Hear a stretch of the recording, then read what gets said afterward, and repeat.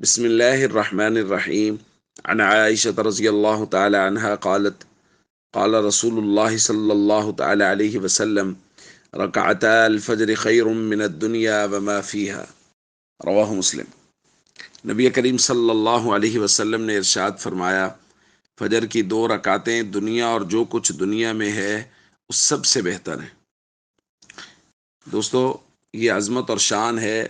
فجر کی 2 سنتوں کی کہ نبی کریم صلی اللہ علیہ وسلم فرما رہے ہیں کہ فجر کی جو 2 سنتیں ہیں یہ دنیا اور جو دنیا کے خزانے ہیں ان سب سے بہتر ہے۔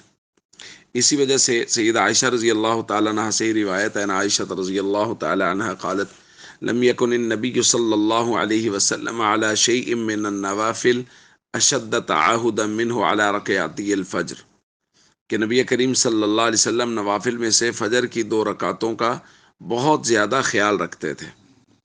اسی طرح اور بہت ساری احادیث میں فجر سے پہلے کی 2 رکعات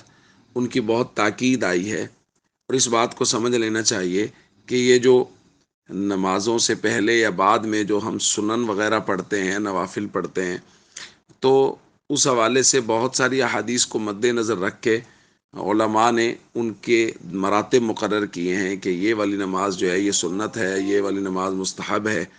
تو فجر کی 2 رکعتیں جو ہیں وہ سنت ہیں اور ان کی بہت تاکید آئی ہے، اس لیے ان کا پورا اہتمام کرنا چاہیے، جیسا کہ نبی کریم صلی اللہ علیہ وسلم وہ